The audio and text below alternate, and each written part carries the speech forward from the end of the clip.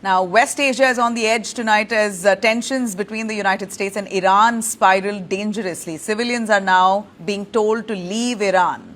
In a fresh warning, Poland has urged its citizens to leave Iran immediately, saying evacuation may soon become possible if the standoff with the US turns into an open conflict. As diplomatic efforts struggle and military deployments surge, all eyes now on Washington and Tehran. Latest coming in that is President Donald Trump held a high-level meeting in the Situation Room with the top US national security officials, where he was briefed on indirect talks with Iran in Geneva and on the expanding US military buildup across West Asia. Sources say Trump is extremely angry over Iran's supreme leader's threat to sink an American aircraft carrier, a warning that has sharply raised the stakes in this confrontation. The White House continues to project diplomacy as its first option, with Press Secretary Caroline saying that the administration has already crippled Iran's nuclear capabilities and that the president prefers dialogue over strikes.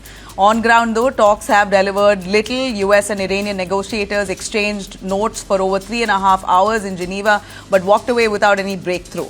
And if reports from a foreign media is to be believed, then US military could be ready for action as early as this weekend, even though no final decision has been taken by the president. This comes amid a massive US military buildup in West Asia, with warships, fighter jets and refueling aircraft now moving into forward positions.